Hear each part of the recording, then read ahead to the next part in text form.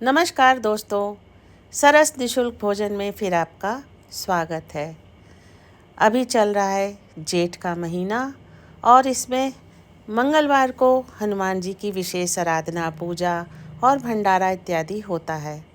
तो सरस परिवार भी हमेशा की तरह मंगलवार को लेकर अपना भंडारा हनुमान जी के मंदिर पर पहुँचे और लोगों को वितरण किया।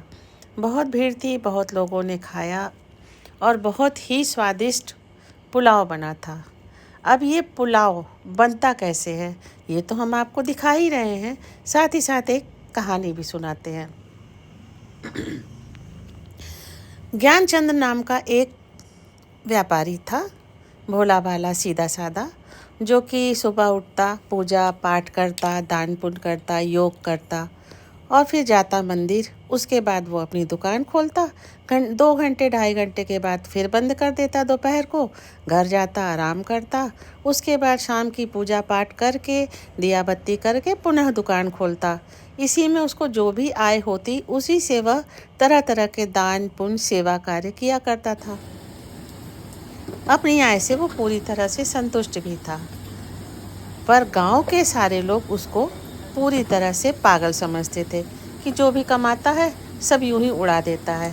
ऐसे में भला इसका घर गृहस्थी कैसे चलेगा, बड़ा पागल है। उसी शहर के एक अन्य व्यक्ति ने, जो कि सिलाई वगैरह का काम करते थे, नगर सेठ कहे जाते थे, उन्होंने एक लाल रंग की टोपी बनाई और उसे देते हुए कहा ज्ञानचंद जी को कि इसे पहनो, ये मैंने मूर्ख के लिए बनाई है, तेरे से बड़ा मूर्ख कौन होगा। हाँ, यदि तेरे से बड़ा कोई मूर्ख कभी तुझे मिल जाए तो ये टोपी तू उसे पहना देना। समय बीतता रहा, ज्ञानचंद अपने मार्ग पर चलता रहा, नगर सेठ अपने काम में चलता रहा। बीच में फिर पता चला कि नगर सेठ की तबीयत बहुत ख़राब है, तो ज्ञानचंद जी उससे मिलने गए।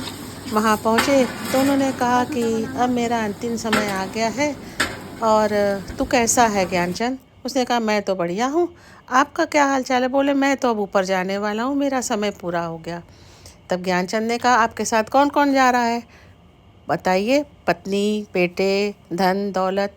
तब उस नगर सेठ ने कहा कि मेरे साथ तो कोई भी नहीं जा रहा है, मैं भला किसको लेकर जाऊंगा, ऊपर तो आत्मा परमात्मा का ही मेल होता है। तब ज्ञानचंद जी ने वो टोपी उतारी अपनी और तुरंत उस नगर सेठ को पहना दी। कहने लगे कि ये टोपी पहनने वाला ही बड़ा मूर्ख है, तो मुझसे बड़े मूर्ख तो आप ही हुए, क्योंकि आपने ना आज तक कोई दान पुण्य किया, ना ही किसी तरह का भंडारा इत्यादि किया, ना ही किसी की सेवा की, ना कोई प्रवचन कराया, ना ही किसी तरह का गीता पाठ कराया। तो आपसे बड़ा मूर्ख कौन है, जिसने अपने कर्मों का कोई भी हिसाब नहीं रखा। कोई अच्छे कर्म किए होते तो उसका फल आपके साथ आज ऊपर जा रहा होता।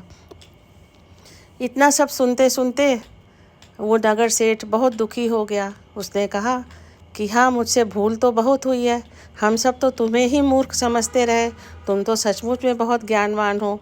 अगर तुमसे मैं पहले अच्छी तरह मिला होता, अच्छी तरह बात की होती, तो आज मुझसे ये गलती नहीं होती। इसलिए भाइयों बहनों, आप सब भी अपने समय से, अपने अर्जित किए हुए धन से थोड़ा बहुत दान पुण्य के लिए निकालिए और आसपास के गरीब निशक्त लोगों की मदद कीजिए, भंडारा लगाइए, वस्त्र दीजिए, छाता दीजिए, जो भी आपके पास पॉसिबल है ज़रूर दान कीजिए, जैसे कि हमारे सरस परिवार करते हैं। सबको बाय बाय।